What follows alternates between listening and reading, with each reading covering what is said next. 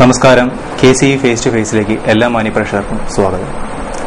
ആറന്മുള എന്ന് കേൾക്കുമ്പോൾ തന്നെ ഒരുപക്ഷെ കുറച്ച് നാളുകൾക്ക് മുമ്പ് വരെ കേരളത്തിൽ ആറന്മുളയെ പറ്റി പറയുമ്പോൾ ഓർമ്മ വരുന്നത് ആറന്മുള വള്ളംകളിയും വള്ളസദ്യയും ആറന്മുള വാൽക്കണ്ണാടിയും ഒക്കെയാണ്. പക്ഷേ കുറച്ചു നാളായി ആറന്മുള എന്ന് കേൾക്കുമ്പോൾ നമ്മുടെ മനസ്സിലേക്ക് ആദ്യം ഓടിയിരുന്ന ആറന്മുള വിമാനത്താവളവും അതിനെ തുടർന്നുണ്ടായ പ്രശ്നങ്ങളുമാണ്. ആറന്മുള വിമാനത്താവളത്തിനെതിരെ ശക്തമായി പോരാടിയ ജനനായകൻ കുമ്മനം രാജശേഖരൻ സാറാണ് ഇന്ന് നമ്മുടെ അതിഥി. നമസ്കാരം സാർ. ഈ യുനെസ്കോ പൈതൃക പട്ടികയിലുള്ള ഒരു പൈതൃക ഗ്രാമമാണ് ഈ ആറന്മുള എന്ന് പറയുന്നത്. അവിടെ എന്തിന്റെ പേരിലായാലും ഒരു വിമാനത്താവളം വരുന്നത് വികസനത്തിന്റെ പേരിലാണെന്ന് ഭരണകക്ഷി പറയുന്നു. ശരിക്കും എന്താണ് അവിടുത്തെ ആ വിമാനത്താവളം വരുന്നതുകൊണ്ടുള്ള പ്രശ്നം? അവിടുത്തെ ജനങ്ങൾ അനുഭവിക്കുന്ന പ്രശ്നം എന്താണ് സാർ? അവിടുത്തെ ജനങ്ങൾ ഒരിക്കലും വിമാനത്താവളം പാടില്ല എന്ന് പറഞ്ഞിട്ടില്ല. അവർ അവിടുത്തെ കുന്നും കാവും മലയും പുഴയും നെൽവയലും നീർത്തടവും നശിപ്പിച്ചുകൊണ്ട് അതിനെ വികലമാക്കരുത് എന്ന് മാത്രമേ പറയുന്നു. വിമാനത്താവളം എവിടെയുമാകാം. പത്തനംതിട്ട ജില്ലയിൽ വേറെയും സ്ഥലങ്ങൾ ധാരാളമുണ്ട്. പക്ഷെ ആറന്മുളയിൽ അതിൻ്റെ പൈതൃകം എന്ന് പറയുന്നത് ആ നാട് തലമുറയായി ആർജിച്ച പ്രകൃതി സമ്പത്തും പ്രകൃതി വിഭവങ്ങളും അതുപോലെ കലാ സാഹിത്യം സാംസ്കാരികം കൃഷി തുടങ്ങിയ നിരവധി മേഖലകൾ കൈവരിച്ച നേട്ടങ്ങളുമൊക്കെയാണ് ആ നാടിൻ്റെ പൈതൃക സമ്പത്ത്. അത് നിലനിർത്തണം. വിമാനത്താവളം എവിടെയും പണിയാം, പക്ഷെ നെൽവയൽ എല്ലായിടത്തും പണിയാൻ പറ്റില്ല. ഒരു നീർത്തടം വേറെ സ്ഥലത്തുണ്ടാക്കാൻ പറ്റില്ല. ഒരു വലിയ കുന്ന്, അവിടുത്തെ കാവൽ മലകൾ എന്ന് വിശ്വസിക്കുന്ന ആ 4 മലകൾ തകർത്താൽ വേറൊരു മല പകരം ഉണ്ടാക്കാൻ പറ്റില്ല. പത്തനംതിട്ടയിലെ വേറെ എത്രയോ സ്ഥലങ്ങൾ വെളിം പ്രദേശങ്ങൾ കിടപ്പുണ്ട്. പാട്ടക്കാലാവധി കഴിഞ്ഞ പ്രദേശമുണ്ട്, റബ്ബർ എസ്റ്റേറ്റുകളുണ്ട്, പലതുമുണ്ട്. അതേക്കുറിച്ചൊന്നും ഒരു പഠനം നടത്തിയിട്ടില്ല. നേരെ പൈതൃക ഗ്രാമമായ ആറന്മുളയിലെത്തി അവിടുത്തെ നീർത്തടവും നെൽവയലും പുഴയും ഒക്കെ മണ്ണിട്ട് നികത്തി പമ്പയ ആറന്മുള ക്ഷേത്രത്തിനും അവിടെയുള്ള ജനങ്ങൾക്കും ആ നാടിന്റെ പൈതൃകത്തിനുമൊക്കെ ഹാനി വരുത്തുന്ന വിനാശം വിതയ്ക്കുന്ന ഇത്തരത്തിലുള്ളൊരു വൻകിട പ്രോജക്റ്റുമായിട്ട് 3000 കോടി രൂപയും കയ്യിൽ വെച്ച് വരുന്ന ഒരു മൂലധന ശക്തിയോടാണ് അവിടുത്തെ സമരം. അതിന് കൂട്ടുനിൽക്കുന്ന സർക്കാരും MLAയും MPയും മന്ത്രിയും എന്തിന് രാഷ്ട്രപതി വരെ ഉള്ള ഉദ്യോഗസ്ഥ സർക്കാർ ഭരണയന്ത്ര കൂട്ടുകെട്ട്, അതിനെതിരെയാണ് സമരം. ജനങ്ങൾ നടത്തിയ സമരം എന്ന് പറയുന്നത് പ്രകൃതിക്ക് വേണ്ടിയിട്ടുള്ള സമരമാണ്. ആ സമരം തീർന്നിട്ടില്ല, ആ സമരം തുടരുകയാണ്. പക്ഷേ ആറന്മുള രക്ഷപ്പെട്ടതോടുകൂടി ഈ നാടിൻ്റെ എല്ലാ പൈതൃക സമ്പത്തുകളും പ്രകൃതി വിഭവങ്ങളും എല്ലാം രക്ഷപ്പെടുകയാണ് ചെയ്തത്. കുട്ടനാട് രക്ഷപ്പെട്ടു, പാലക്കാട് ഈ കേരളത്തിൻ്റെ നെല്ലറ രക്ഷപ്പെട്ടു. ഏത് നിയമം ഉപയോഗിച്ചാണോ ആറന്മുളയിൽ മണ്ണിട്ട് നികത്തി അവിടെ ഒരു വലിയ സിറ്റി ഉണ്ടാക്കാൻ KGS ഗ്രൂപ്പ് ശ്രമിക്കുന്നത്, ആ നിയമം ഉപയോഗിച്ചുകൊണ്ട് തന്നെ മറ്റു സ്ഥലങ്ങളിലും ഇതൊക്കെ ആവർത്തിക്കാം. പക്ഷെ അത് ചെയ്യുന്നത് നിയമവിരുദ്ധമാണെന്ന് തെളിയിക്കാൻ കഴിഞ്ഞു. ഗ്രീൻ ട്രിബ്യൂണൽ അർത്ഥശങ്കയ്ക്കിടയില്ലാത്ത വിധം 250 പേജിലൂടെ ഒരു വിധി പ്രഖ്യാപിച്ചുകൊണ്ട് ഈ നാടിനെ രക്ഷിച്ചു എന്ന് വേണമെങ്കിൽ വളരെ ചുരുങ്ങിയ വാക്കുകളിൽ പറയാൻ കഴിയും. സാറ് പറഞ്ഞ പോലെ തന്നെ ഈ സർക്കാരും MLAയും ഒക്കെ തന്നെ അവിടെ ഒരു എയർപോർട്ട് വരുന്നതിന് അനുകൂലമാണെന്ന് പറഞ്ഞു. പക്ഷേ നമ്മുടെ മുഖ്യമന്ത്രി ശ്രീ ഉമ്മൻചാണ്ടി പലവട്ടം പറയുകയുണ്ടായി, ഈ സർക്കാർ അധികാരത്തിൽ വന്നതിന് ശേഷം ഒരു കൊട്ട മണ്ണ് പോലും അവിടെ ഇട്ട് നികത്തിയിട്ടില്ല. കഴിഞ്ഞ സർക്കാരിന്റെ കാലഘട്ടത്തിലാണ് അത് നടന്നതെന്ന്. ശരിക്കും ഇവിടെ ഒരു രാഷ്ട്രീയ ഒത്തുകളി നടക്കുന്നുണ്ട് എന്ന് തോന്നുന്നുണ്ടോ? മുഖ്യമന്ത്രിയുടെ ആ പ്രസ്താവന ബാലിശമാണ്, അടിസ്ഥാനരഹിതമാണ്, വസ്തുതാവിരുദ്ധമാണ്. അവിടെ മണ്ണിട്ട് നികത്തിയത് എല്ലാവർക്കും അറിയാം 2004 അന്ന് കേരളം ഭരിക്കുന്നത് UDF ആണ്. 2004 മണ്ണിട്ട് നികത്തുന്നതിനെതിരെ രംഗത്ത് വന്ന ഒരു UDF നേതാവ് ഉണ്ടായിരുന്നു അന്ന്. അത് മറ്റാരുമായിരുന്നില്ല, കൃഷി വകുപ്പ് മന്ത്രി KR ഗൗരിയായിരുന്നു. പക്ഷെ അതൊന്നും പരിഗണിക്കാതെയാണ് അന്ന് മണ്ണിട്ട് നികത്തിയത്. ഉമ്മൻചാണ്ടി മുഖ്യമന്ത്രിയാകുന്നതിന് മുമ്പ് AK ആന്റണി മുഖ്യമന്ത്രിയായിരുന്നു. ആ സന്ദർഭത്തിലാണ് ഏതാണ്ട് പകുതിയിലധികം മണ്ണിട്ട് നികത്തി. ഉമ്മൻചാണ്ടി തുടർന്ന് മുഖ്യമന്ത്രിയായപ്പോഴാണ് പൂർണ്ണമായും ഏതാണ്ട് 50 ഏക്കർ മണ്ണിട്ട് നികത്തിയത്. അതിനുശേഷം ഒരു നുള്ളു മണ്ണ് പോലും അവിടെ ഇട്ടിട്ടില്ല. അതൊരു യാഥാർത്ഥ്യമാണ്. പക്ഷെ ഈ മുഖ്യമന്ത്രി ഇങ്ങനെ കള്ളം കൂടെ പറഞ്ഞ് താൻ നിലകൊള്ളുന്ന നിലപാട് സാധൂകരിക്കാൻ ഇങ്ങനെ പാടുപെടുന്നത് എന്തിനാണ്? ഈ നാട്ടിലെ ജനങ്ങൾ മുഴുവൻ ശബ്ദമുയർത്തിക്കൊണ്ട് പ്രകൃതിക്കും മണ്ണിനും വെള്ളത്തിനും അന്നത്തിനും വയലിനും പുഴയ്ക്കും വേണ്ടി ഇത്രയധികം ശബ്ദമുയർത്തി ഒരു വലിയ പ്രക്ഷോഭം നടത്തുമ്പോൾ ഈ അബദ്ധവും വസ്തുതാവിരുദ്ധവുമായ കാര്യങ്ങൾ പറഞ്ഞാണോ അതിനെ നേരിടേണ്ടത്? യുക്തിസഹമായിരിക്കണം. അദ്ദേഹം അതിന് തയ്യാറാകുന്നില്ല. അദ്ദേഹം ഈ പറയുന്നതെല്ലാം പച്ചക്കള്ളമാണ്. അവിടെ കമ്പനിക്ക് ഷെയർ നൽകി, അതും സർക്കാരിന്റെ ഭൂമി ഷെയറാക്കി മാറ്റി 10% ആ ഷെയർ എടുത്തത് ഉമ്മൻചാണ്ടി സർക്കാരാണ്. അതുപോലെ തന്നെ കേന്ദ്ര ഗവൺമെന്റിന് ആവശ്യമായുള്ള ക്ലിയറൻസ് കൊടുക്കാനുള്ള എല്ലാ ശുപാർശകളും കൊടുത്തത് ഈ സർക്കാരാണ്, ഉമ്മൻചാണ്ടിയാണ്. പരിസ്ഥിതി വകുപ്പ് സെക്രട്ടറി പ്രദീപ് കുമാർ പ്രിൻസിപ്പൽ സെക്രട്ടറിയാണ്. ഈ വിമാനത്താവളം പാരിസ്ഥിതി ആഘാതം ഉണ്ടാക്കുന്നതാണെന്ന് വ്യക്തമായി മുഖ്യമന്ത്രിക്ക് റിപ്പോർട്ട് കൊടുത്തു.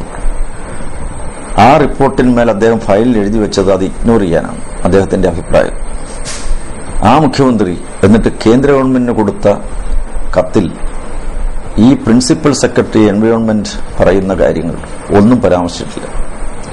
അപ്പൊ മുഖ്യമന്ത്രിയുടെ പിന്തുണയുടെ അടിസ്ഥാനത്തിലാണ്, ശുപാർശയുടെ അടിസ്ഥാനത്തിലാണ് വ്യോമയാന വകുപ്പ്, അതുപോലെ പ്രതിരോധ വകുപ്പ്, പാരിസ്ഥിതിക വകുപ്പ്, ഈ മന്ത്രാലയങ്ങൾ മൂന്നും ക്ലിയറൻസ് കൊടുത്തത്, അനുമതി കൊടുത്തത് ഈ മുഖ്യമന്ത്രി UDF സർക്കാർ കൊടുത്ത കത്തുകളുടെ അടിസ്ഥാനത്തിലാണ്. അതുപോലെ തന്നെ മിച്ചഭൂമിയായിട്ട് പ്രഖ്യാപിച്ചു. 232 ഏക്കർ മിച്ചഭൂമിയായി പ്രഖ്യാപിച്ചപ്പോൾ വളരെ ശക്തമായ ധീരമായ നടപടി അവിടുത്തെ ജില്ലാ കളക്ടർ സ്വീകരിച്ചപ്പോൾ അദ്ദേഹത്തെ അഭിനന്ദിക്കേണ്ടതിന് പകരം അദ്ദേഹം ചെയ്തത് തെറ്റാണ് എന്ന് പറഞ്ഞുകൊണ്ട് അദ്ദേഹത്തെ സ്ഥലം മാറ്റി. റിവിഷൻ ഹർജി KGS ഗ്രൂപ്പ് ഹൈക്കോടതിയിൽ കൊടുത്തപ്പോൾ അഡ്വക്കേറ്റ് ജനറൽ ഹാജരായി അത് മിച്ചഭൂമി അല്ല എന്ന് സമർത്ഥിച്ചു. അപ്പൊ ഇതെല്ലാം KGS ഗ്രൂപ്പിന് വേണ്ടിയാണ്. 15 ഏക്കറിൽ കൂടുതൽ ആർക്കും ഒരു കാരണവശാലും ആർക്കും ഭൂമി കൈവശം വെക്കാൻ പാടില്ല എന്ന നിയമമുണ്ട്. 15 ഏക്കറിൽ കൂടുതൽ കമ്പനിക്ക് ഭൂമി കൈവശം വെക്കാൻ പാടില്ല. പക്ഷെ ഇളവ് കൊടുക്കാൻ വേണ്ടി ശ്രമിച്ചുകൊണ്ടിരിക്കുന്ന ഇപ്പൊ ആരാണ്? നീർത്തറ നെൽവയൽ സംരക്ഷണ നിയമം ഇതിനുവേണ്ടി KGS ഗ്രൂപ്പിന് വേണ്ടി ഭേദഗതി ചെയ്യാൻ തയ്യാറായത് ആരാണ്? അപ്പൊ ഈ സർക്കാർ എല്ലാ ഒത്താശകളും ചെയ്തു കൊടുക്കുകയാണ്. LDF സർക്കാർ ശരിയാണ്, തത്വത്തിൽ അംഗീകാരം കൊടുത്തിട്ടുണ്ട്. നിയമവിധേയമായി തത്വത്തിൽ അംഗീകാരം LDF സർക്കാർ കൊടുത്തിരുന്നത് ശരിയാണ്. LDF സർക്കാർ പിന്നീട് പറഞ്ഞു ഞങ്ങൾ ചെയ്തത് തെറ്റാണ്, മാപ്പ് ചോദിക്കുക ചെയ്തു. LDF സർക്കാർ തെറ്റാണ് ചെയ്തത് എന്ന് അവർക്കറിയാമെങ്കിൽ, അവർ പറഞ്ഞുവെങ്കിൽ LDF സർക്കാർ ചെയ്ത തെറ്റ് ആവർത്തിക്കാനല്ലല്ലോ UDF സർക്കാർ ശ്രമിക്കേണ്ടത്. അപ്പോ ഒരു തെറ്റ് LDF സർക്കാർ ചെയ്താൽ ആ തെറ്റ് ആവർത്തിക്കാനല്ലോ UDF സർക്കാരിനെ അധികാരത്തിലെത്തിയിരിക്കുന്നു. LDF സർക്കാർ പറഞ്ഞു ഞങ്ങൾ തെറ്റ് ചെയ്തു. UDF സർക്കാരിന് പറയാൻ ധൈര്യമുണ്ട്. LDF സർക്കാർ ചെയ്തതെല്ലാം തുടരുകയാണ് ഞങ്ങൾ ചെയ്യുന്നത് എന്ന് പറയുന്ന UDF സർക്കാർ LDF സർക്കാർ ചെയ്ത തെറ്റല്ലല്ലോ തുടരേണ്ടത്. അവർ പറയുന്നു ഞങ്ങൾ തെറ്റ് ചെയ്തു. അപ്പോൾ തെറ്റാണ് എന്ന് LDF സർക്കാർ മനസ്സിലാക്കി അവരുടെ തെറ്റ് തിരുത്താൻ തയ്യാറാകും. എന്തുകൊണ്ട് UDF സർക്കാർ തങ്ങൾ ചെയ്തത് തെറ്റാണെന്ന് ഈ വേളയിലെങ്കിലും ഗ്രീൻ ട്രിബ്യൂണൽ എന്ന് പറയുന്ന ഈ പാരിസ്ഥിതിക വിഷയങ്ങളിൽ അന്തിമ വാക്ക് ആണ് ആ കോടതി വിധിയെങ്കിൽ അതിനെ അംഗീകരിച്ചുകൊണ്ട് ഞങ്ങൾക്ക് തെറ്റുപറ്റിപ്പോയി എന്ന് ജനങ്ങളോട് സമസ്താപരാധം പറയേണ്ടത് LDF സർക്കാർ കാണിച്ച ആ ഇച്ഛാശക്തിയും ആ ധാർമ്മിക ബോധവും എന്തുകൊണ്ട് UDF സർക്കാർ ഉമ്മൻചാണ്ടിക്ക് കാണിക്കാൻ കഴിയുന്നില്ല? ഹരിത ട്രിബ്യൂണൽ വിധി വന്നതിന് ശേഷം അതിനെപ്പറ്റി പഠിച്ചിട്ട് തന്റെ അഭിപ്രായം പറയാമെന്നാണ് ശ്രീ ഉമ്മൻചാണ്ടി പറഞ്ഞത്. അത്രയ്ക്കും പഠിച്ച് അതിനെപ്പറ്റി ഒരു അഭിപ്രായം പറയാൻ വേണ്ടി അത്ര പ്രശ്നമാണോ ആ ഹരിത ട്രിബ്യൂണൽ റിപ്പോർട്ട്? ആറന്മുള വിമാനത്താവളം സംബന്ധിച്ചുള്ള എല്ലാ വെട്ടിപ്പും തട്ടിപ്പും ക്രമക്കേടുകളും അതിലെ കെടുകാര്യസ്ഥതയും സർക്കാരിന്റെ കെടുകാര്യസ്ഥതയും അഴിമതിയും ഒക്കെ തന്നെ പുറത്തു കൊണ്ടുവന്നു. 250 പേജുകളിൽ ഉടനീളം പറയുന്നത് അതിലെ ക്രമക്കേടുകളാണ്. വായിക്കാനുണ്ട്, പഠിക്കാനുണ്ട്, മനസ്സിലാക്കാനുണ്ട്, ശരിയാണ്. ഒരുപക്ഷെ അതുകൊണ്ടായിരിക്കുമല്ലോ പിന്നീട് അപ്പീലിന് പോകുന്നില്ല എന്ന് തീരുമാനിച്ചത്. എന്താ സർക്കാരിന് അപ്പീലിന് പോകാത്ത? കീഴ്ക്കോടതികളെല്ലാം ശക്തമായിട്ട് വാദിച്ചു. KGS ഗ്രൂപ്പിന് വേണ്ടി വാദിച്ചതാണ്. ഹരിത ട്രിബ്യൂണലിൽ അഡ്വക്കേറ്റ് ജനറലാണ് പോയത്. 1-2 ദിവസമല്ല, ദിവസങ്ങളോളം പോയി. അവിടെ പോയി KGS ഗ്രൂപ്പിന് വേണ്ടി ശക്തമായിട്ട് വാദിച്ചു. ആ അഡ്വക്കേറ്റ് ജനറലെങ്കിലും മനസ്സിലാക്കണം, താൻ വാങ്ങുന്ന ശമ്പളം ഈ നാട്ടിലെ ജനങ്ങളുടേതാണ്. സർക്കാർ ജനങ്ങളുടെ താല്പര്യം പരിരക്ഷിക്കണം, ഒരു കമ്പനിയുടെ താല്പര്യമില്ല.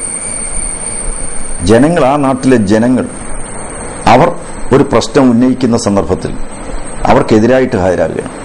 മിച്ചഭൂമി അതിവിടുത്തെ ഭൂരഹിതർക്ക് കൊടുക്കാൻ സർക്കാർ ബാധ്യസ്ഥമാണ്. ഭൂരഹിതരുടെ താല്പര്യമാണ് സർക്കാർ ഉയർത്തിപ്പിടിക്കേണ്ടത്, കമ്പനിയുടെ താല്പര്യമല്ല. നിയമവിരുദ്ധമായി ഭൂമി കൈവശം വെച്ചിരിക്കുന്ന, എല്ലാ പാരിസ്ഥിതിക നിയമങ്ങളും ധ്വംസിക്കുന്ന ഒരു കമ്പനിക്ക് വേണ്ടി അഡ്വക്കേറ്റ് ജനറൽ ഹാജരായി. അപ്പൊ ആ അഡ്വക്കേറ്റ് ജനറൽ ഹാജരായി ഇത്രയേറെയും വീരോട് വാദിച്ചുവെങ്കിൽ അപ്പീലിന് സുപ്രീം കോടതി പോകുമ്പോൾ പോകേണ്ടതല്ലേ? അപ്പൊ സർക്കാരിന് ബോധ്യപ്പെട്ടു, വിധിയിൽ സത്യമുണ്ട്, ജനങ്ങൾ പറയുന്നതിൽ കാര്യമുണ്ട്, അവർ ധർമ്മത്തിന്റെയും സത്യത്തിന്റെയും ഭാഗമാണ്. അതുകൊണ്ട് സർക്കാരിന് ഇനിയൊരു നടപടി സ്വീകരിക്കാൻ കഴിയില്ല. അതുകൊണ്ട് അദ്ദേഹം ആ 250 പേജുള്ള റിപ്പോർട്ട് വായിച്ചു കഴിഞ്ഞപ്പോൾ അദ്ദേഹത്തിന് സത്യം ബോധ്യപ്പെട്ടു. അതുകൊണ്ടാണ് സുപ്രീം കോടതി പോകുന്നില്ല എന്ന് തീരുമാനിച്ചത്. അതുകൊണ്ട് തന്റെ നിലപാടിൽ തെറ്റുപറ്റി എന്ന് പരസ്യമായിട്ട് സമ്മതിച്ചുകൂടെ? ജനങ്ങളോട് മാപ്പ് ചോദിക്കണം. എങ്കിൽ മാത്രമേ അദ്ദേഹത്തിന് ഒരു കുറ്റങ്ങളിൽ നിന്നും അദ്ദേഹത്തിന് വിമോചിതമായി എന്ന് പറയാൻ പറ്റൂ. അതുവരെ അദ്ദേഹം കുറ്റവാളിയാണ്. സാർ, അദ്ദേഹം കുറ്റവാളിയാണെന്ന് പറയുമ്പോഴും പത്തനംതിട്ട നിയോജക മണ്ഡലത്തിൽ വീണ്ടും ആന്റണി ജയിച്ച് അധികാരത്തിൽ വന്നു. ശരിക്കും ഈ എയർപോർട്ടിന് വേണ്ടി അശ്രാന്തം പരിശ്രമിച്ചൊരു വ്യക്തിയാണ് അദ്ദേഹം. ആന്റണി വീണ്ടും അധികാരത്തിൽ വരുമ്പോൾ ജനങ്ങൾക്ക് താങ്കൾ പറയുന്ന പോലെ ഈ എയർപോർട്ടിനെതിരായിട്ട് പ്രവർത്തിക്കുന്നതിന് സന്നദ്ധമല്ല, അല്ലെങ്കിൽ ഇപ്പോഴത്തെ ഗവൺമെന്റിന്റെ തീരുമാനങ്ങളെ അംഗീകരിക്കുന്നു എന്നതല്ലേ അതിൽ നിന്ന് മനസ്സിലാക്കേണ്ടത്? ഒരു ജനകീയ വിധി എന്ന് പറയുന്ന തെരഞ്ഞെടുപ്പിലെ ജനങ്ങൾ വോട്ട് നൽകിയ വിധിയാണ്, ശരിയാണ്. പക്ഷേ ഇത് അർത്ഥസത്യമാണ്. ഒരു പദ്ധതിയും വേണോ വേണ്ടയോ തീരുമാനിക്കുന്നത് വോട്ടിന്റെ അടിസ്ഥാനത്തിലല്ല. സൈലന്റ് വാലി പദ്ധതി വേണ്ടെന്ന് വെച്ചത്, ഇന്ദിരാഗാന്ധി വേണ്ടെന്ന് വെച്ചത് വോട്ടിന്റെ അടിസ്ഥാനത്തിലാണ്. അവിടുത്തെ എത്ര പേർക്ക് എത്ര വോട്ട് കിട്ടിയെന്നുള്ളതിന്റെ അടിസ്ഥാനത്തിലാണ്. ഓരോ ആതിരപ്പള്ളി പ്രോജക്റ്റ് ആയിരുന്നാലും ഏതായിരുന്നു വോട്ടിന്റെ അടിസ്ഥാനത്തിലാണോ? ജനങ്ങൾക്ക് എത്രമാത്രം ബുദ്ധിമുട്ടുണ്ട് നിയമത്തിന്റെ അടിസ്ഥാനത്തിലാണ്. നിലവിലുള്ള നിയമത്തിന് ഇത് അനുകൂലമോ പ്രതികൂലമോ അതിന്റെ അടിസ്ഥാനത്തിലാണോ? ജനങ്ങൾക്ക് ബുദ്ധിമുട്ടുണ്ടാകുന്നുണ്ടോ? റിപ്പോർട്ടുകൾ എന്താണ്? അതേക്കുറിച്ചുള്ള പഠന റിപ്പോർട്ടുകൾ എന്താണ്? ഇതൊക്കെ അതിന്റെ അടിസ്ഥാനത്തിലാണ്. ഇനി വോട്ടിന്റെ നില നോക്കാം. ഈ ആന്റണി ജയിച്ചു എന്ന് പറയുന്നത് മൊത്തം ആ ഒരു പാർലമെന്റ് മണ്ഡലത്തിലെ കാര്യമാണ്. അതായത് കാഞ്ഞിരപ്പള്ളിയിലും പൂഞ്ഞാറിലുമൊക്കെ ആ പ്രദേശങ്ങളിലൊക്കെയുള്ള ജനങ്ങൾ, പൊൻകുന്നത്തും ഒക്കെ ആ പ്രദേശത്തൊക്കെയുള്ള ജനങ്ങളുടെ വോട്ടുകൾ മൊത്തം വെച്ചുകൊണ്ടാണോ ഒരു ആറന്മുള വിമാനത്താവളത്തെ പറ്റി വിലയിരുത്തേണ്ടത്? അല്ലല്ലോ. ആറന്മുള പഞ്ചായത്ത്, അതുപോലെ മല്ലപ്പുഴശ്ശേരി പഞ്ചായത്ത്, ഈ 2 പഞ്ചായത്താണ് പദ്ധതി പ്രദേശം. ആ 2 പഞ്ചായത്തുകളിൽ എത്ര വോട്ട് കിട്ടി? അവിടെ 2ാം സ്ഥാനത്തും 3ാം സ്ഥാനത്തുമാണ് ആന്റണി. പദ്ധതി പ്രദേശത്തെ ജനങ്ങൾ എങ്ങനെ ചിന്തിക്കുന്നു? ജനങ്ങൾ വോട്ട് ചെയ്തതിന്റെ കണക്കാണ് എടുക്കേണ്ടതെങ്കിൽ അതാ എടുക്കുന്നു. വേണ്ട, ഈ പറയുന്ന ശിവദാസൻ നായർ MLA ഉണ്ടല്ലോ, കോൺഗ്രസ് ഈ പദ്ധതിക്ക് വേണ്ടി നിലനിൽക്കുന്ന ആളാണ്. വിമാനത്താവളം വന്നേ അടങ്ങൂ എന്ന് പ്രതിജ്ഞ എടുത്തുകൊണ്ട് തുള്ളിച്ചാടി നടക്കുന്ന ആളാണ്. അദ്ദേഹത്തിന്റെ ബൂത്തിൽ അദ്ദേഹം 3ാം സ്ഥാനത്ത്, അദ്ദേഹത്തിന്റെ പാർട്ടി 3ാം സ്ഥാനമാണ് അദ്ദേഹത്തിന്റെ ബൂത്തിൽ. എന്ന് പറഞ്ഞാൽ വിമാനത്താവള പദ്ധതി പ്രദേശത്ത് തൊട്ടടുത്ത് താമസിക്കുന്ന ആളാണ്. അപ്പൊ ജനങ്ങൾ എങ്ങനെ ചിന്തിക്കുന്നു എന്ന് അറിയുന്നത് വോട്ടിന്റെ അടിസ്ഥാനത്തിലാണെങ്കിൽ പദ്ധതി പ്രദേശത്തെമ്പാടുമുള്ള ജനങ്ങൾ എങ്ങനെ ചിന്തിക്കുന്നു എന്നാണ് അറിയേണ്ടത്. മാത്രവുമല്ല, ആന്റണിയും ശിവദാസൻ നായർ MLA ഒക്കെ പറഞ്ഞു നടക്കുന്ന ഒരു കാര്യമുണ്ട്.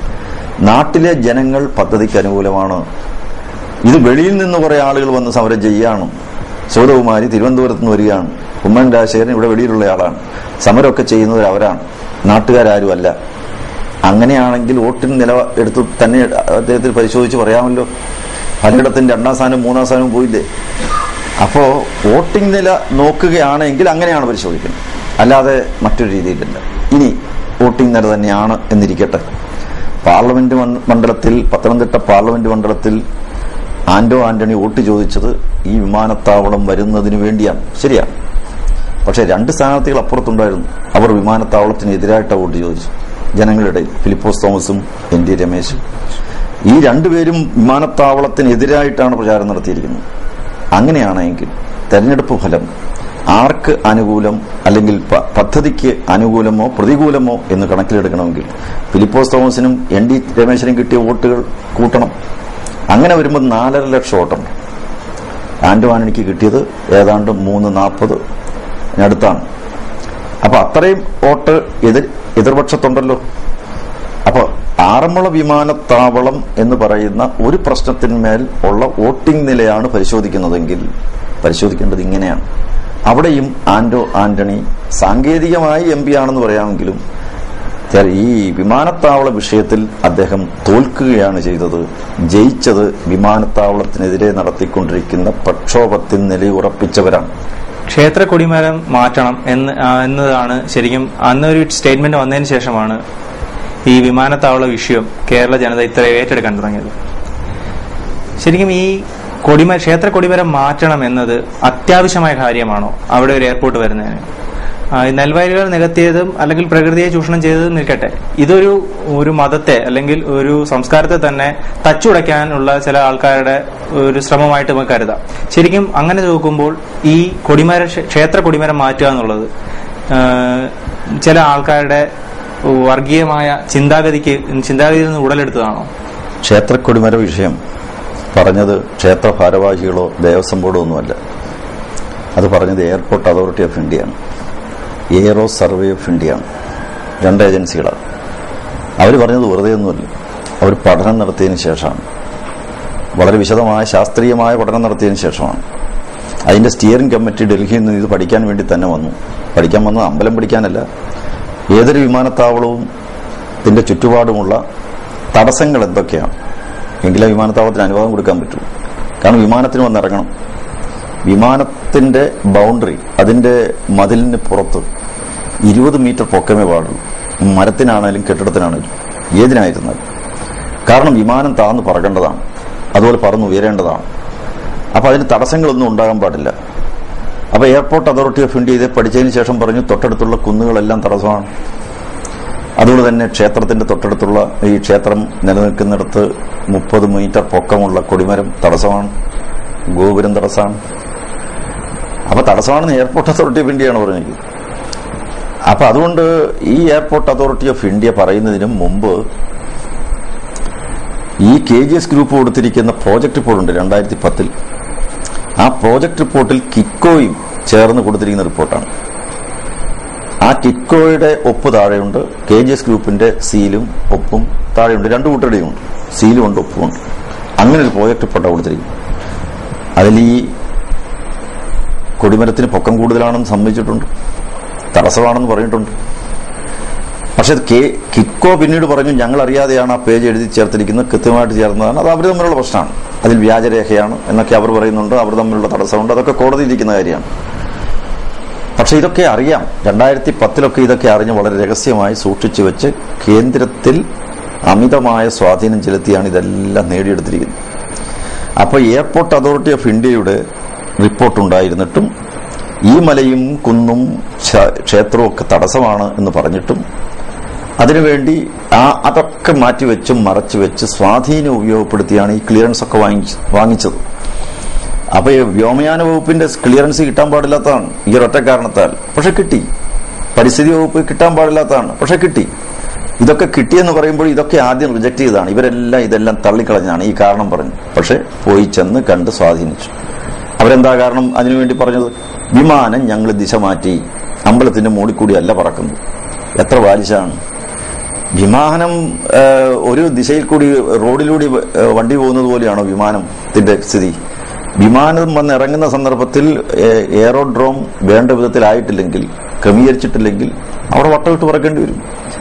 അതുകൊണ്ടാണ് ചുറ്റുപാട് ഒരു സ്ഥലത്തും ഈ പൊക്കം ഉയരം പാടില്ല എന്ന് നിഷ്കർഷിക്കുന്നതിന്റെ കാരണം അതാണ്. ദിശ മാറ്റിയിട്ടൊന്നും കാര്യമില്ല. അടുത്ത കാലത്ത് നെടുമ്പാശ്ശേരി വിമാനത്താവളത്തിൽ മഴ പെയ്തു കഴിഞ്ഞപ്പോൾ വെള്ളം പൊങ്ങി, പ്ലെയിൻ ഇറങ്ങാൻ പറ്റിയില്ല, വട്ടം കിട്ട് പറക്കുകയായിരുന്നു. എന്നിട്ട് അവിടെ ഇറങ്ങാതെ തിരിച്ചുപോയി. അടിയന്തര സാഹചര്യങ്ങളിൽ ഇതൊക്കെ വേണ്ടിവരും. അതുകൊണ്ടാണ് എയർപോർട്ട് അതോറിറ്റിയുടെ മാനുവലിൽ വളരെ വ്യക്തമായിട്ട് പറയുന്നുണ്ട്, ദിശ എതിലും ആയിക്കൊള്ളട്ടെ വിമാനത്താവളത്തിന് ചുറ്റുപാടുള്ള സ്ഥലം ഒഴിച്ചിടണം. അങ്ങനെ ഒഴിച്ചിട്ടാൽ വാസ്തവത്തിൽ ഈ ആറന്മുള ക്ഷേത്രം അവിടെ നിന്ന് കൊണ്ടുപോകേണ്ടി വരും, അവിടെ നിന്ന് വേറെ സ്ഥലത്ത് കൊണ്ടുപോകേണ്ടി വരും. ഇപ്പോൾ ഒരേ പ്രശ്നമുള്ളൂ, വിമാനത്താവളം വരുന്നതുകൊണ്ട് ആറന്മുള ക്ഷേത്രം കൊണ്ടുപോകണോ, അതോ ആറന്മുള ക്ഷേത്രം കോടിക്കണക്കിന് ജനങ്ങൾ വിശ്വസിക്കുന്ന തിങ്ങിക്കൂടുന്ന ഒരു വലിയ ക്ഷേത്രം ഉള്ളതുകൊണ്ട് വിമാനത്താവളം വേറെ വല്ല സ്ഥലത്തേക്ക് കൊണ്ടുപോകണോ? ഉമ്മൻചാണ്ടി പറയുന്നു അമ്പലം പറിച്ചുകൊണ്ട് പോകണം, ജനങ്ങൾ പറയുന്നു വിമാനത്താവളം വേറെ എവിടെ കൊണ്ടുപോകണം. ഇത്രയുള്ള പ്രശ്നം വളരെ ലളിതമാണ്. ഏതൊരു മനുഷ്യനുമുണ്ട് സാമാന്യ ഒരു സംശയം ഞാൻ സാറിനോട് ചോദിച്ചോട്ടെ. നമ്മുടെ ക്ഷേത്രങ്ങളിൽ വരുന്ന വരുമാനം ശരിക്കും അത് ഗവൺമെന്റ് എടുത്ത് നമ്മുടെ നാടിന് വേണ്ടി, നന്മയ്ക്ക് വേണ്ടി യൂസ് ചെയ്യുന്നുണ്ട്. പക്ഷേ പള്ളികളിലെയോ അല്ലെങ്കിൽ മുസ്ലിം പള്ളികളിലെയോ പൈസ എടുത്ത് നമ്മുടെ നാടിന് വികസനമോ അല്ലെങ്കിൽ അതിനുവേണ്ടി നമ്മൾ ഇൻവെസ്റ്റ് ചെയ്യാറില്ല. ശരിക്കും പറഞ്ഞു കഴിഞ്ഞാൽ ഇതൊരു വിരോധാഭാസമല്ലേ? കാരണം കൂടുതൽ ജനങ്ങൾ വിശ്വസിക്കുന്ന ഒരു മതത്തിൽ നിന്ന് മാത്രം പൈസ എടുത്ത് ജനങ്ങൾക്ക് നല്ല പ്രവർത്തനങ്ങൾ ചെയ്യുന്നു. എല്ലാവർക്കും ഒരുപോലെ ഇത് ബാധകമല്ലേ? ഇതിലൊരു ചെറിയ തെറ്റിദ്ധാരണ കടന്നുപോയിട്ടുണ്ട്. ക്ഷേത്രങ്ങളിൽ വരുന്ന വരുമാനം ദേവസ്വം ബോർഡിന് വേണ്ടി മാത്രമേ ഉപയോഗിക്കാൻ പറ്റൂ, വേറെ ആർക്കും അത് ഉപയോഗിക്കാൻ പറ്റില്ല. പക്ഷെ ദേവസ്വം ബോർഡിനെ നിയന്ത്രിക്കുന്ന സർക്കാരാണ്, രാഷ്ട്രീയക്കാരാണ്, രാഷ്ട്രീയ നേതാക്കന്മാരാണ് ദേവസ്വം ബോർഡിൽ വരാറ്. അതുകൊണ്ട് ദേവസ്വം ബോർഡിന്റെ പണം ദേവസ്വം ബോർഡിന്റെ അനുവാദത്തോടോ അംഗീകാരത്തോടോ മറ്റു ചില കാര്യങ്ങൾക്ക് വേണ്ടി വിനിയോഗിക്കാം. പക്ഷെ ഗവൺമെന്റ് നേരിട്ട് വന്ന് ഈ പൈസ എടുത്തുകൊണ്ട് പോകാൻ നോക്കില്ല. അതൊരു കാര്യം. പക്ഷെ എന്നാൽ ഗവൺമെന്റിന് ക്ഷേത്രങ്ങളിലൂടെ വരുമാനം കിട്ടുന്നില്ലേ? ഉണ്ട്. ഗവൺമെന്റിന് ക്ഷേത്രത്തിന് കൂടി ധാരാളം വരുമാനം പരോക്ഷമായിട്ട് കിട്ടുന്നു. ഇപ്പൊ ശബരിമല മണ്ഡലവ്രതക്കാലം 10,000 കോടി രൂപ സർക്കാരിന് കിട്ടുന്നുണ്ട്. അത് പരോക്ഷമായിട്ടാണ്, എന്ന് പറഞ്ഞാൽ ടാക്സ് ഇനത്തിലാണ്. കാരണം 5 കോടി 6 കോടി അയ്യപ്പ ഭക്തന്മാർ കേരളത്തിൽ യാത്ര ചെയ്യുന്നതിലൂടെ ടാക്സ് ഇനത്തിൽ വലിയൊരു വരുമാനം കിട്ടുന്നുണ്ട്. ആ തീർത്ഥാടനം ഇല്ലായിരുന്നുവെങ്കിൽ സർക്കാർ വാസ്തവത്തിൽ സാമ്പത്തികമായി തകർന്നുപോയി. ഈ ശബരിമല തീർത്ഥാടനം ഇല്ലാത്തൊരു കേരളത്തെപ്പറ്റി ചിന്തിക്കാൻ പോയി. ശബരിമല ഇല്ലാത്ത കേരളം എന്തുവാണ്? അപ്പൊ കേരളം ഉള്ളതുകൊണ്ട്, ഈ ശബരിമല ഉള്ളതുകൊണ്ടാണ് കേരളം നിലനിൽക്കുന്നത്. അത് യാഥാർത്ഥ്യമാണ്, സത്യമാണ്. പക്ഷെ ഇത്രയധികം പണം കിട്ടിയിട്ടും സർക്കാർ എന്ത് ചെയ്യുന്നു എന്നുള്ളതാണ് ചോദ്യം. സർക്കാരിന് വേറെയും ക്ഷേത്രങ്ങളിലുള്ള വരുമാനമുണ്ട്. ഒന്ന് electricity board. Electricity board Sabarimala ഈടാക്കുന്നത് യൂണിറ്റിന് 16 രൂപ 17 രൂപയാണ്. 3 രൂപയോ 4 രൂപയോ ഈടാക്കേണ്ടതിന് പകരം പള്ളികളിൽ 3 രൂപയും 4 രൂപയാണ്. പക്ഷേ ശബരിമലയിൽ ഈടാക്കുന്നു. KSRTC ചാർജ് കൂടുതലാണ്. അതുപോലെ വാട്ടർ അതോറിറ്റി ചാർജ് കൂടുതലാണ്. കണ്ടമാനം പണം അവിടെ നിന്ന് വാങ്ങുകയാണ്. അങ്ങനെ ഓരോ ഡിപ്പാർട്ട്മെന്റും തടിച്ചു കൊടുക്കുകയാണ് ശബരിമല ഉള്ളതുകൊണ്ട്. അപ്പൊ ശബരിമല ഇല്ല എന്ന് പറഞ്ഞാൽ ഇലക്ട്രിസിറ്റി ബോർഡ് കൂട്ടും, KSRTC കൂട്ടും, സർക്കാരിന്റെ ഖജനാവടക്കം ഒക്കെ വരും. പക്ഷെ ഈ പണമൊക്കെ അവർക്ക് കിട്ടുമ്പോഴും എന്താണ് തീർത്ഥാടനത്തിന് വേണ്ടി ചെയ്യുക? ഒന്നും ചെയ്യുന്നില്ല. ക്ഷേത്രങ്ങൾക്ക് വേണ്ടി എന്തെങ്കിലും ചെയ്യുന്നുണ്ടോ? തിരിച്ചെന്തെങ്കിലും ചെയ്യുന്നുണ്ടോ? ഇല്ല. ക്ഷേത്രങ്ങളുടെ ഭൂമി സർക്കാർ കൈയടക്കി വെച്ചിട്ടുണ്ട്. അന്യാധീനപ്പെട്ടുപോയിട്ടുണ്ട് ക്ഷേത്രങ്ങളുടെ ഭൂമി. അതിലൂടെ വരുമാനമില്ലേ? ഉണ്ട്. സർക്കാരിന്റെ റവന്യൂ വരുമാനത്തിൽ പകുതിയോളം ക്ഷേത്രഭൂമിയിൽ നിന്ന് കിട്ടുന്ന വരുമാനം എന്ന് പറഞ്ഞാൽ ഒരു കാലത്ത് ആരുടെയും അനുവാദം കൂടാതെ, സമ്മതം കൂടാതെ ക്ഷേത്രഭൂമി സർക്കാർ കൈയടക്കി. അത് തിരിച്ചു വന്നില്ല. അന്ന് തിരിച്ചു കൊടുക്കേണ്ടതാണ്, തിരിച്ചു കൊടുക്കണം എന്ന് പല കമ്മീഷൻ റിപ്പോർട്ടുകളിലുണ്ടോ ഒക്കെ ഉണ്ട്. പക്ഷേ നഷ്ടപരിഹാരമായി ഒരു തുക നിശ്ചയിച്ചു. അതാണ്ട് ഇപ്പൊ 80 ലക്ഷം രൂപയോ മറ്റാണ് അന്ന് നിശ്ചയിച്ചത്, കൊടുത്തുകൊണ്ടിരിക്കുകയാണ്. വാസ്തവം പറഞ്ഞാൽ ഒരു 100 കോടി രൂപ പോരാ, ഒരു 200 കോടി രൂപയെങ്കിലും കൊടുക്കേണ്ടതാണ്. സർക്കാർ ക്ഷേത്രങ്ങൾക്ക് തിരിച്ചു കൊടുക്കേണ്ടതാണ്. കാരണം ക്ഷേത്ര ഭൂമി പലതും സർക്കാരിന്റെ കയ്യിലാണ്. വനമായിരുന്നാലും പലതായിരുന്നു. ഇപ്പൊ ശബരിമല പൂങ്കാവനം ശബരിമല ക്ഷേത്രത്തിന്റേതായിരുന്നു, ഇന്നത് സർക്കാരിന്റെയാണ്. അങ്ങനെ പലതും കണക്കെടുത്ത് നോക്കിക്കഴിഞ്ഞാൽ ആയിരക്കണക്കിന് ഏക്കർ ഭൂമി സർക്കാരിന്റെ കൈവശമുണ്ട്. അതൊക്കെ ഏറ്റെടുത്തു. ഇപ്പോൾ ഇതാ അവസാനമായിട്ട് പറയുന്നു പത്മനാഭസ്വാമി ക്ഷേത്രത്തിന്റെ സ്വത്ത് ഞങ്ങൾക്ക് വേണം, സർക്കാരിന് വേണമെന്നാണ് പറയും. എല്ലാം സർക്കാർ പിടിച്ചെടുക്കുകയാണ്. ഇതൊന്നും ഒരു മുസ്ലിം പള്ളിയിലോ ഒരു ക്രൈസ്തവ ദേവാലയത്തിലോ ഇല്ലല്ലോ. അവിടുത്തെ ഭരണനിർവഹണം നടത്താൻ ആ മതവിശ്വാസികൾക്കും സ്വാതന്ത്ര്യമുണ്ട്. ക്ഷേത്രഭരണത്തിൽ കൈകടത്താനോ അതിൽ പങ്കാളിയാകാനോ ഒരു ഭക്തന് സ്വാതന്ത്ര്യമില്ല. ശബരിമല ക്ഷേത്രത്തിൽ ദർശനം നടത്തി അവിടെ വഴിപാട് നടത്തി പ്രാർത്ഥിക്കുന്ന ഒരു അയ്യപ്പ ഭക്തന് ശബരിമല ക്ഷേത്രത്തിൽ യാതൊരു കാര്യമില്ല. മലയാറ്റൂർ പള്ളിയിൽ എത്തുന്ന ഒരു ക്രൈസ്തവ സഹോദരന് മലയാറ്റൂർ പള്ളിയുടെ കാര്യത്തെക്കുറിച്ച് ചിന്തിക്കാനും അഭിപ്രായം പറയാനും അതിന്റെ ഭരണനിർവഹണ കാര്യങ്ങൾ എങ്ങനെ പോകുന്നുവെന്ന് ചോദിക്കാനുള്ള സ്വാതന്ത്ര്യമുണ്ട്. കാരണം അത് അവരുടെയും കൂടി പണം കൊണ്ടാണ് നടക്കുന്നത്. ഹിന്ദുക്കളുടെ പണം കൊണ്ടാണ് ഈ ക്ഷേത്രങ്ങൾ നടക്കുന്നതെങ്കിൽ ഹിന്ദുക്കൾക്ക് ക്ഷേത്രത്തിൽ യാതൊരു കാര്യമില്ല. അതൊക്കെ സർക്കാരാണ് ചെയ്യുന്നത്. അപ്പൊ ഈ ഒരു മതേതര സങ്കല്പത്തിന് വിരുദ്ധമാണിത്. ഇന്ത്യൻ ഭരണഘടനയുടെ 26-ാം ഖണ്ഡികയിൽ നൽകുന്ന മതസ്വാതന്ത്ര്യം ഹിന്ദുക്കൾക്ക് നിഷേധിച്ചിരിക്കുകയാണ്. ആരാധനാ സ്വാതന്ത്ര്യം ഹിന്ദുക്കൾക്കില്ല, മറ്റു മതസ്ഥർക്കുണ്ട്. ഇതാണ് നമ്മുടെ നാട്ടിലെ മതവിവേചനം, നഗ്നമായ മതവിവേചനമാണ്. സത്യം എന്തു തന്നെ ആയിക്കോട്ടെ, ഒരു മതത്തിന് വേണ്ടി ഇങ്ങനെ ഒരു ഹിന്ദു മതത്തിന് വേണ്ടി താങ്കൾ ഇങ്ങനെ പരാമർശിക്കുമ്പോൾ താങ്കൾ ഒരു വർഗീയവാദി എന്ന രീതിയിലേക്ക് കാണാനും അല്ലെങ്കിൽ ഒരു വർഗീയ ചിന്തയുള്ള മനുഷ്യൻ എന്ന രീതിയിലേക്ക് മുദ്ര കുത്തപ്പെടാനും സാധ്യതയില്ലേ? ഇപ്പൊ RSS ആയിക്കോട്ടെ അല്ലെങ്കിൽ ഹിന്ദുജന സംഘം എന്തും ആയിക്കോട്ടെ, അങ്ങനെയുള്ള കാര്യങ്ങൾ, അങ്ങനെയുള്ള ഒരു യൂണിറ്റുകളെ ശരിക്കും വർഗീയവാദികൾ എന്നാണ് നമ്മുടെ പല രാഷ്ട്രീയ കക്ഷികളും വിളിക്കുന്നത്. അപ്പോൾ താങ്കളെ ഒരു വർഗീയവാദി എന്ന രീതിയിലേക്ക് ബ്രാൻഡ് ചെയ്യപ്പെടാൻ സാധ്യതയില്ലേ ഇങ്ങനെയൊക്കെ പരാമർശങ്ങൾ ഉന്നയിച്ചാൽ? ആരെന്ത് പറഞ്ഞാലും സത്യം പുറത്തു വരും. ഞാൻ ഈ മുമ്പേ പറഞ്ഞ ക്ഷേത്ര ഭരണം തന്നെ കൈയടക്കി വെച്ചിരിക്കുന്നവരാണ് യഥാർത്ഥ വർഗീയവാദികൾ. ഒരു വർഗം അല്ലെങ്കിൽ ഒരു മതത്തിനു വേണ്ടി മാത്രം എല്ലാ സൗജന്യങ്ങളും നൽകി ആ മതത്തെ പരിപോഷിപ്പിക്കുക ചെയ്യുകയും മറ്റൊരു മതത്തോട് വിദ്വേഷപൂർവ്വം പെരുമാറുകയും ചെയ്യുന്നതിനെയാണ് വർഗീയത എന്ന് പറയുന്നത്, അല്ലെങ്കിൽ മതവിദ്വേഷം എന്ന് പറയുന്നത്. ഇത് ചെയ്യുന്നത് ആരാ ഇവിടെ? ഇപ്പോൾ തന്നെ കോഴിക്കോട് ഒരു യത്തീംഖാനയിലേക്ക് ജാർഖണ്ഡിൽ നിന്നും ഏതാണ്ട് 500 പരം കുട്ടികളെ കൊണ്ടുവന്ന മനുഷ്യക്കടത്തിനെ കുറിച്ച് പറയുന്നു. ആ മനുഷ്യക്കടത്തിന് എതിരെ നടപടി സ്വീകരിക്കാൻ സർക്കാരിന് കഴിയുന്നില്ല. കാരണം വർഗീയവാദികളാണ് അവർ. അതാണ് വർഗീയവാദികൾ. എല്ലാം മതം നോക്കിയാണ് നമ്മുടെ നാട്ടിൽ കാര്യങ്ങൾ നടപ്പിലാക്കുന്നത്. മതം. ഒരു സ്കോളർഷിപ്പ് കൊടുക്കണമെങ്കിലും ആ കുട്ടിയുടെ മതം എന്ത് എന്നാണ് ചോദിക്കുന്നത്. ഇവരാണ് വർഗീയവാദികൾ. അത് പാടില്ല, മതത്തിന്റെ അടിസ്ഥാനത്തിലല്ല അത് ചെയ്യേണ്ടത് എന്ന് പറയുന്നവരാണ് ഇപ്പോൾ വർഗീയവാദികളായിട്ട് ചിത്രീകരിക്കപ്പെടുന്നത്. ഒന്ന് ചിത്രീകരിക്കപ്പെടുന്നതും മറ്റൊന്ന് യഥാർത്ഥത്തിൽ വർഗീയവാദികൾ ആയി പെരുമാറുന്നവരും. രണ്ടുതരം ആൾക്കാരെ അവിടെയുള്ളൂ. ഒന്ന് കാപട്യമാണ്, മറ്റൊന്ന് യാഥാർത്ഥ്യമാണ്. ഈ കാപട്യം ആയി നടക്കുന്നവർക്ക് എത്ര കാലം വിജയിക്കാൻ പറ്റും?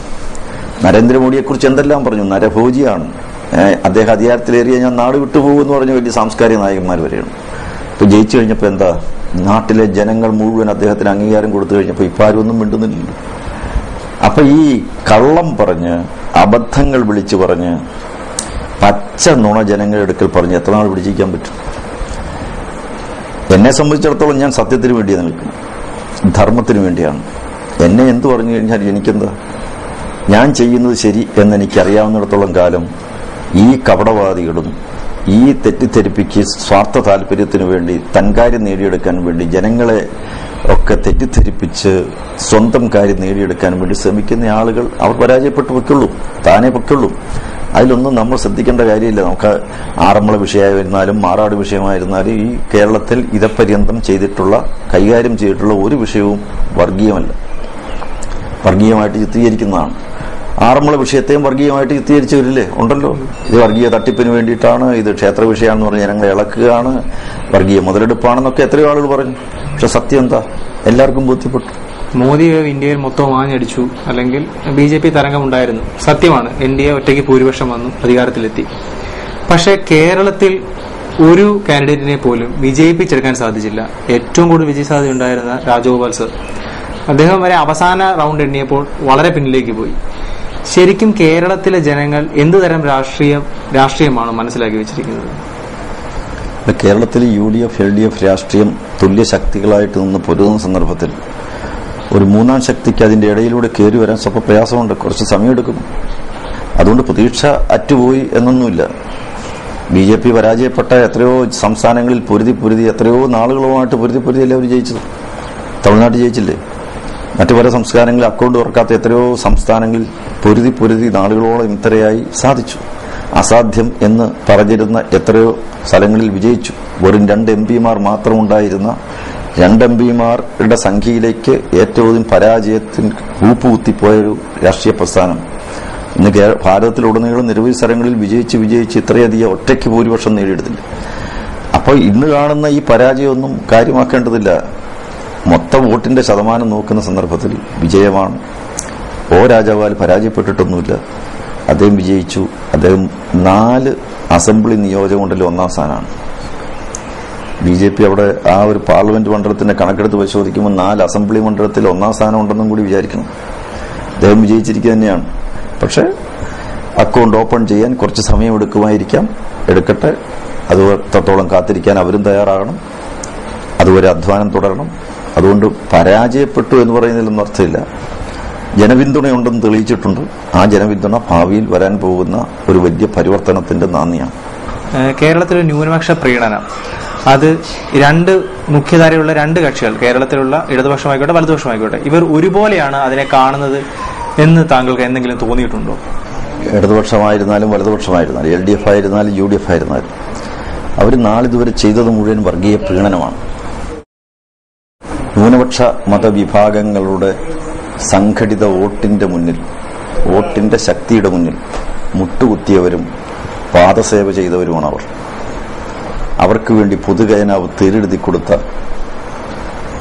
ഭരണയന്ത്രം ഒന്നാകെ തന്നെ അവരുടെ മുന്നിൽ മുട്ടുമടക്കിയ കഴിഞ്ഞകാല അങ്ങേയറ്റം നിന്ദ്യവും നീചവുമായ ഒരു നിലയിലേക്ക് ഇവിടുത്തെ രാഷ്ട്രീയ ഭരണ സംവിധാനത്തെ തരം താഴ്ത്തിയവരാണ് LDFും UDFും. അതുകൊണ്ട് അവർക്ക് മതസ്വാതന്ത്ര്യത്തെക്കുറിച്ചോ മതേതരത്വത്തെക്കുറിച്ചോ ഒന്നും സംസാരിക്കാൻ പോലും അർഹതയില്ല. വിദ്യാഭ്യാസ രംഗമായിക്കൊള്ളട്ടെ, കാർഷിക വാണിജ്യ വ്യാപാര രംഗമായിക്കൊള്ളട്ടെ, ഏത് രംഗത്തായിക്കൊള്ളട്ടെ, എല്ലാവരും LDFും UDFും ഭരിച്ചിരുന്ന കാലത്ത് ഓരോരോ കമ്മീഷനുകൾ വെച്ച് അവർക്ക് വേണ്ടതെല്ലാം ചെയ്തു കൊടുക്കുകയാണ് ചെയ്തത്. സ്കൂളുകൾ അനുവദിക്കുക, കോളേജ് അനുവദിക്കുക, സ്റ്റൈഫൻഡ് നൽകുക, സ്കോളർഷിപ്പ് കൊടുക്കുക. എന്തിനൊരു വ്യവസായ സ്ഥാപനം തുടങ്ങണമെങ്കിൽ പോലും അവിടെയൊക്കെ നോക്കിയിരുന്നത് മതമാണ്. സംഘടിത ന്യൂനപക്ഷ ശക്തിയുടെ മുന്നിൽ പഞ്ചപുച്ഛമടക്കി നിൽക്കുന്ന LDFനും UDFനും ഈ നാട്ടിൽ വർഗീയത വളർത്തിയതിന്റെ പ്രധാനപ്പെട്ട ഉത്തരവാദികളാണ്. അതുകൊണ്ട് നാട് രക്ഷപ്പെടണമെന്നുണ്ടെങ്കിൽ ആരോടും പ്രീണനമില്ലാത്ത, എല്ലാ മതസ്ഥരെയും ഒരുപോലെ കാണുന്ന, മനുഷ്യത്വത്തിന്റെ പേരിൽ പ്രശ്നങ്ങളെ നോക്കിക്കാണുന്ന സത്യസന്ധരായ, നാടിനോട് കൂറുള്ള ഒരു ജനശക്തി ഉയർന്നു വരണം. അവർ വേണം അധികാരത്തിൽ വരാൻ. LDFനും UDF അവർ രണ്ടു കൂട്ടരും ഈ ന്യൂനപക്ഷ വോട്ട് പങ്കുവെക്കുന്നതിലാണ് അവർക്ക് താല്പര്യം. അതുകൊണ്ടാണ് തെരഞ്ഞെടുപ്പിന് ശേഷം വിലയിരുത്തിയപ്പോൾ LDF എന്താ പറഞ്ഞത്? ന്യൂനപക്ഷങ്ങൾ ഞങ്ങളെ സഹായിച്ചിട്ടേ ഉള്ളൂ, അവരാരും ഞങ്ങളെ ഉപദ്രവിച്ചിട്ടില്ല. UDF എന്താ പറഞ്ഞു? ന്യൂനപക്ഷങ്ങൾ ഞങ്ങളെ സഹായിച്ചു, കാരണം അവരുടെ പിന്തുണ ഞങ്ങൾക്കുണ്ട്, അവരോട് ഞങ്ങൾക്ക് നന്ദിയുണ്ട്. അപ്പൊ രണ്ടു കൂട്ടരും UDF LDFും ന്യൂനപക്ഷങ്ങളുടെ വോട്ട് കൊണ്ടാണ് ജയിക്കുന്നതെന്നാണ് പറയുന്നത്. എന്നാൽ അവരിവിടെ 50% താഴെയാണത്. ഇതെങ്ങനെ ശരിയാവും? അപ്പൊ തെറ്റ് ഞങ്ങൾക്ക് ഇന്ന ഒരു കൂട്ടർ വോട്ട് ചെയ്തില്ല എന്ന് പറയാൻ, ന്യൂനപക്ഷങ്ങൾ വോട്ട് ചെയ്തില്ല, സഹായിച്ചില്ല എന്ന് പറയാൻ പോലും തയ്യാറില്ല. അപ്പൊ അവരെ പ്രീണിപ്പിക്കുകയാണ്. അപ്പൊ അവരുടെ സഹായം വേണം. അവർക്ക് വേണ്ടി കസ്തൂരി രംഗൻ റിപ്പോർട്ട്, അവർക്ക് വേണ്ടി ഉമ്മൻ വി ഉമ്മൻ കമ്മൻ റിപ്പോർട്ട്, പ്രകൃതി, അതുപോലെ പരിസ്ഥിതി, ഏത് വിഷയങ്ങളിലും ഇവിടുത്തെ സംഘടിത ന്യൂനപക്ഷങ്ങൾ എന്ത് പറയുന്നു എന്നുള്ളതിനെ പറ്റി മാത്രം നോക്കുക. അപ്പൊ ഈ LDFും UDFും അവർ സത്യസന്ധമായി നിഷ്പക്ഷമായി കാര്യങ്ങൾ ചെയ്യണം. ഹിന്ദുക്കൾക്ക് പ്രത്യേകമായ അവകാശങ്ങളോ ആനുകൂല്യങ്ങളോ വേണമെന്ന് ഹിന്ദുക്കൾ ആവശ്യപ്പെടുന്നില്ല. ഹിന്ദുക്കൾക്ക് വേണ്ടത് സമദർശനമാണ്. അവർക്ക് വേണ്ടത് നീതിയാണ്, സാമൂഹ്യ നീതിയാണ്. പട്ടികജാതി, പട്ടികവർഗ, മറ്റ് പിന്നോക്ക ജനവിഭാഗങ്ങൾ അടങ്ങുന്ന ഒരു വലിയ സമൂഹമാണ് ഹിന്ദുക്കൾ. അവരുടെ താല്പര്യങ്ങളാണ് ധ്വംസിക്കപ്പെടുന്നത്. പട്ടികജാതി, പട്ടികവർഗ സഹോദരങ്ങളുടെ എല്ലാ ആവശ്യങ്ങളും ആവലാതികളും നിഷേധിക്കുക, ധ്വംസിക്കുക. അവർക്കൊന്നും അന്തസ്സോടും അഭിമാനത്തോടും കൂടി ജീവിക്കാൻ വയ്യാത്തൊരു സ്ഥിതിവിശേഷമാണെന്നുള്ളത്. അതിന്റെ എല്ലാം കാരണം ഈ ന്യൂനപക്ഷ പ്രീണനമാണ്. LDFന്റെ UDFന്റെ ന്യൂനപക്ഷ പ്രീണനമാണ്. മിച്ചഭൂമി വിതരണം ചെയ്യുന്നില്ല, കാരണം മിച്ചഭൂമിക്ക് അർഹർ ഹിന്ദുക്കളാണ്. പട്ടികവർഗക്കാർക്ക് ഭൂമി കിട്ടുന്നില്ല, അന്യാധീനപ്പെട്ടുപോയ ഭൂമി കിട്ടുന്നില്ല, കാരണം അവർ ഹിന്ദുക്കളാണ്. ഇങ്ങനെ ഓരോ കാര്യങ്ങളും നോക്കുന്ന സന്ദർഭത്തിൽ ഇവിടുത്തെ അധസ്ഥിതരും പിന്നോക്കക്കാരും ദളിതരും ഭൂരഹിതരുമായ ജനങ്ങൾ, അവരുടെ പ്രശ്നങ്ങൾക്ക് പരിഹാരമുണ്ടാകാതിരിക്കുന്നത് ഈ LDFന്റെയും UDFന്റെയും ഇവിടുത്തെ സംഘടിത ന്യൂനപക്ഷ ശക്തികളുടെ പിന്നാലെയുള്ള പരക്കം പാച്ചിൽ കൊണ്ടാണ്. അവർക്ക് വേണ്ടി എന്തും ചെയ്തു കൊടുക്കാനുള്ള ആ ഒരു ദാഹം കൊണ്ടാണ്. അത് വരും കാലങ്ങളിൽ ഇവിടുത്തെ ഹിന്ദുക്കൾ തിരിച്ചറിയാൻ പോവുകയാണ്. ഇത്രയും തിരക്കിട്ട ജീവിതത്തിനിടയ്ക്ക് KCയുടെ പ്രേക്ഷകർക്ക് വേണ്ടി ഇത്രയും സമയം അനുവദിച്ചതിന് ഒരുപാട് നന്ദി. അതോടൊപ്പം തന്നെ താങ്കളുടെ ജനകീയ മുന്നേറ്റങ്ങൾ ഇനിയും വർദ്ധിച്ച ശക്തിയോടുകൂടി കേരള ജനങ്ങളുടെ ഒപ്പം നിൽക്കട്ടെ എന്നും ആത്മാർത്ഥമായി പ്രാർത്ഥിച്ചുകൊള്ളുന്നു. അതിനുവേണ്ടി ജഗദീശ്വരൻ താങ്കൾക്ക് ആരോഗ്യം തരട്ടെ എന്നും പ്രാർത്ഥിച്ചുകൊള്ളുന്നു. വളരെ സന്തോഷം, നന്ദി. അടുത്ത ആഴ്ച മറ്റൊരു അതിഥിയുമായി കാണാം. Until then bye.